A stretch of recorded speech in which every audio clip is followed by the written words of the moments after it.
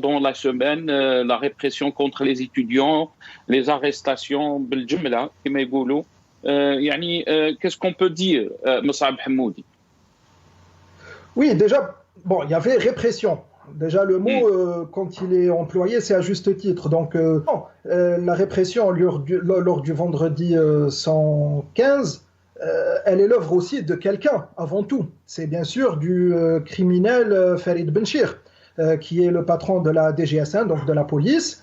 Et parce qu'il y a un moment, on l'a présenté comme quelqu'un d'intellectuel et tout ça, la criminologie, sauf qu'il n'a pas en face des criminels et que c'est surtout quelqu'un qui est formé dans les services français. Donc il faut savoir que c'est lui le criminel qui a ordonné ça, déjà avec le mardi des étudiants, et puis la tentative, parce que c'était une tentative, ça n'a pas marché tant que ça, hier, comme on l'a vu. Donc, effectivement, il y avait de la violence, il y avait de l'arbitraire, parce que les forces du désordre n'ont pas opté de manière professionnelle, ils ciblaient arbitrairement tout public, le public âgé, les femmes, les petits-enfants, les jeunes, donc c'était vraiment pas très professionnel. Et il y avait de l'acharnement, c'était pas l'usage de la force légale, c'était de l'acharnement personnel, ce qui montre qu'on n'a pas vraiment de force de l'ordre. Maintenant, ceci dit, il faut souligner quelques paramètres. Est-ce que c'est la première fois que le régime opte pour ces méthodes? Est-ce que c'est sans précédent? Mais bien sûr que non. Rappelez-vous, à l'époque, Ahmed Gaïd Salah, ils ont fait tout ça. Les camions anti-émeute à son, les canons anti-AO. Rappelez-vous la répression, il y avait presque 200 jeunes incarcérés. Et les violences, on se rappelle, les violences policières, notamment contre les femmes. Donc tout ça, finalement, a un air de déjà-vu. Donc si on compare, finalement... Hamoudi, on peut dire que c'est un précédent depuis la reprise du Hira. Oui, bien sûr. Mais encore une fois, ça nous donne un peu l'idée que ces généraux sécuritaires et leurs un peu marionnettes, Farid Benchir, leur stratagème, on le voit en quelque sorte, c'est une répression, mais à petite dose. C'est-à-dire qu'ils ne peuvent pas aller au-delà, parce que eux, leur défi majeur, c'est quoi? C'est deux choses. C'est mater complètement le Hirak, c'est l'arrêter, et puis essayer d'acquérir une légitimité. Toutes ces méthodes, tout cet air de déjà-vu ne fait pas ça. Donc tout ce qu'ils sont en train de faire, c'est finalement un indice. Un indice de quoi? D'une faiblesse, d'un trouble. C'est-à-dire, moi, je les vois plus comme une bête apeurée. C'est vraiment, c'est-à-dire, faisons un petit parallèle. Ahmed Gaïd Salah et Wassini Bouazza, l'équipe précédente, quand ils ont commencé à être violents, c'était quand? C'était vraiment au moment où leur fin approchait. Juste après avoir utilisé la force excessive, c'était leur fin. Et on connaît comment ils sont finis. Maintenant, l'équipe actuelle des Toufiqistes, du DRS et de la police politique, et aussi des généraux militaires et sécuritaires, elle est en train de faire le même processus, c'est-à-dire aller vers... Ils sont passés par les insultes, ils sont passés par Majalat al-Jaysh et les insultes directes et les menaces, et maintenant la violence, mais qui peut précéder leur fin. C'est-à-dire maintenant, on a l'impression d'avoir face, même s'il y a de la violence, bien sûr, mais on a l'impression d'être en face d'une bête qui est en train d'agoniser. C'est pour ça que, effectivement, il y avait violence, effectivement, ça révolte, mais finalement, c'est un aveu d'échec. Et c'est le maximum qu'ils peuvent faire. Cette violence, ils ne peuvent pas faire au-delà. Ils sont complètement incapables de faire au-delà. Et c'est pour ça que c'est vraiment, ils sont comme une bête agonisante. On a vu des slogans, Moussab Hamoudi, qui avaient des significations politiques lourdes, si on peut dire. Je vous cite quelques slogans. شوية نجيبوا الحرية ونديروا رايس عنده الشرعية. ادونا كاع للحبس والشعب ما راهوش حابس. مخابرات تكذب وتزيد راهم جابونا دحدوح جديد. سعيد شتوان مسكين زوالي اديتوه للبرج ويمه تعاني. Quand on entend ces slogans, Moussab Hamoudi, comment peut-on les expliquer? Comment peut-on leur donner une lecture politique? Le Hirak, il faut comprendre ces slogans, justement. C'est qu'à l'intérieur, ces slogans sont porteurs, c'est une munition qui est pacifique. Maintenant, il y a eu même des slogans, parce que même par honnêteté intellectuelle, je dois dire, il y a eu le slogan adressé aux policiers, les bâtards, allez voir Nozar. Je suis obligé de le dire, bien sûr, vous pourrez m'interrompre, mais il l'était dit, donc on doit l'analyser. C'est que les slogans actuellement se radicalisent et ils montrent que déjà on est dans une période un peu spéciale, parce que c'est le Ramadan. Le Hirak est en train de la subir avec endurance, avec persévérance, mais un peu il prend sur le dos. C'est pour ça que les généraux sécuritaires ont chargé. Et là, c'est le détail. Les slogans, l'action radicale n'y est pas encore, pacifique radicale, mais la radicalisation des slogans y est. Donc, il est possible, justement, qu'à la sortie du Ramadan, la riposte convenable viendra. Et d'ailleurs, ici, on doit parler d'escalade, parce que j'ai entendu aussi dire qu'il y a des généraux qui ont l'avenir devant eux, qui doivent ça. Non, ça ne fonctionne pas comme ça dans la mentalité d'un militaire.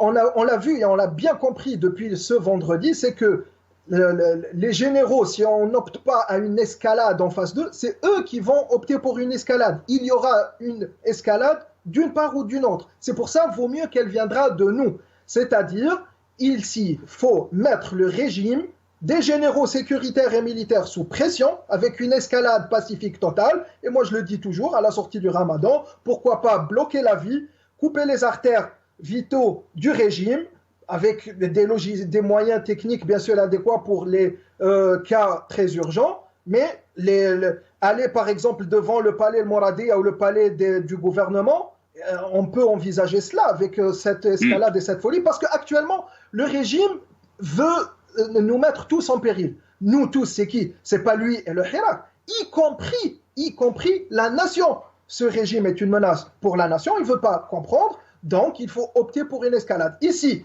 le Front social doit comprendre que son problème n'est pas tel secteur ou autre secteur, c'est un problème structurel qui est de l'ordre du régime politique. C'est un problème politique, c'est pour ça que le Front social doit, et je dis ça clairement, il faut qu'il se joigne au Hirak pour encore maintenir et amplifier cette escalade qui va venir, parce que c'est clair, si le Hirak ne fait pas son escalade, c'est le régime qui fait son escalade. Là, le Hirak n'est pas allé jusqu'au bout dans son escalade, on a vu le régime comment il a fait. Donc ici, il faut aller au-delà, et il faut surtout avoir les positions claires, parce que surfer sur le double langage, ça ne sauve pas le régime. Et puis, est-ce que vous pensez, Massab Hamoudi, est-ce que vous pensez que le pacifisme restera malgré l'escalade? Bien sûr. On a vu un échantillon hier, quand les forces de police du régime ont essayé de réprimer.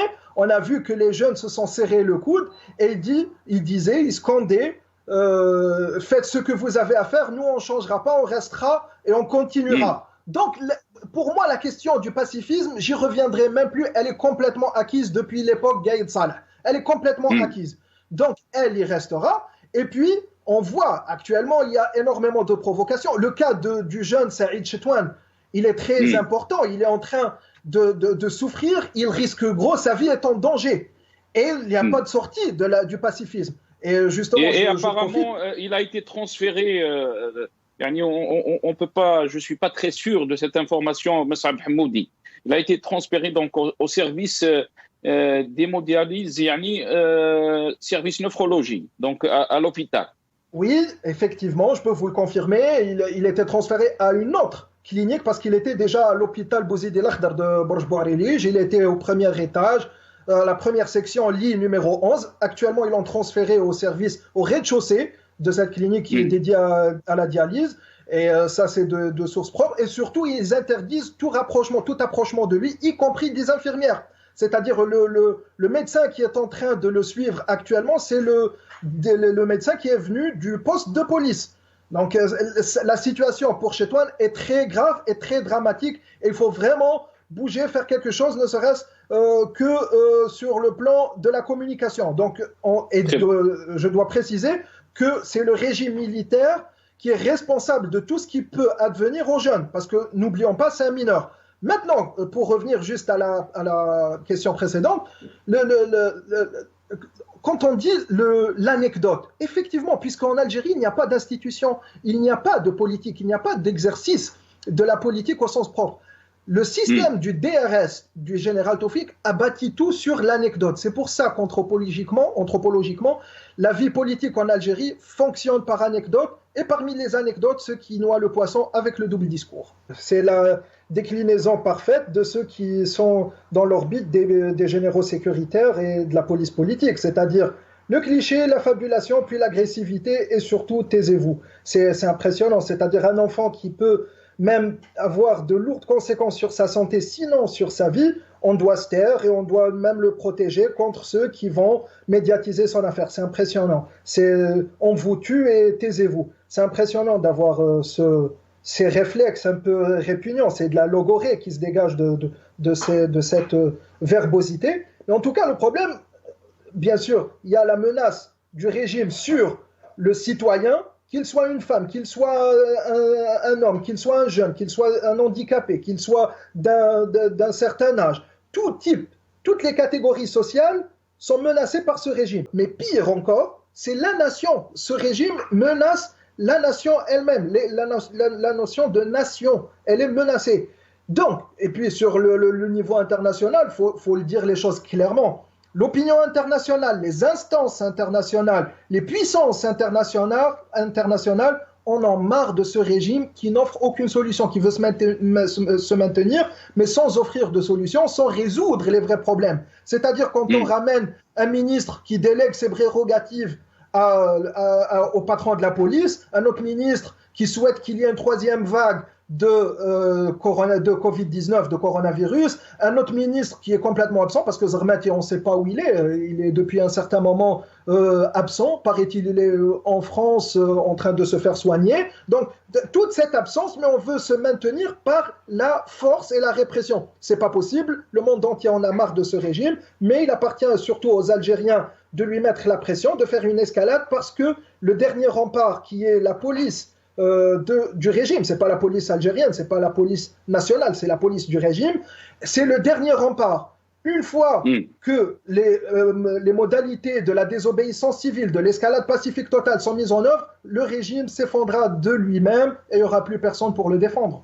Les élections ne vont pas arranger les affaires du régime, mais au-delà des petites élections qui n'auront aucun succès, l'Algérie ne supporte plus le régime avec en même temps la population. C'est-à-dire cette nation qui est l'Algérie, c'est un des deux qui doit rester et un des deux qui doit disparaître. Les slogans sont clairs. Quand le peuple algérien dit « les généraux, il y a le khawana », les généraux, oh les traîtres. Ça veut dire que pour la population algérienne, ce régime est composé de traîtres et on sait qu'est-ce que ça veut dire un traître dans la loi martiale pour des généraux. C'est qu'ils n'ont aucun patriotisme et qu'il faut qu'ils partent eux. Maintenant, le slogan, l'autre aussi, c'est « le bled bledna ». Ce pays nous appartient à nous, à la population algérienne, aux citoyens de demain algériens. Donc, il n'y a plus d'issue possible. Les militaires veulent aller à la confrontation, mais ils n'ont pas les moyens, ils ne peuvent pas aller jusqu'au bout parce qu'ils sont ligotés par l'opinion internationale et par ceux qui les dirigent. Et la population a toutes les possibilités, les options dans son camp, de leur côté, de son côté. Donc, une escalade de la population algérienne peut enlever ce régime d'un revers de main. Maintenant, à l'intérieur du Hirak, il faut persévérer, il faut aller vers cette escalade, il faut la provoquer. Et bien sûr, faut pas tomber dans des petits agissements et des petites querelles comme ça, minimes. Parce que bon, pour les éradicateurs, on en a fini. Pour les séparatistes, c'est pas des Algériens, donc ils sont pas du Hirak. Maintenant, il y a quelques comportements sectaires que je qualifie personnellement de sectaires, desquels il faut se débarrasser, parce que ceux qui ont cet agissement privilègent l'intérêt du mouvement, de leur mouvement, pas l'intérêt de la révolution qui est le Hirak. Ça se corrige facilement, donc j'aimerais bien qu'ils m'écoutent. Et le plus important, c'est de se débarrasser de ce régime en faisant réussir cette révolution. Cette révolution doit aller jusqu'au bout, avec la manière qui est, et surtout, pour en finir, la vie de Saïd Chetouane est en vrai danger, est réellement menacée, lui et les détenus. Tout notre soutien pour eux et surtout tout ce qui peut leur arriver incombe au régime des généraux sécuritaires.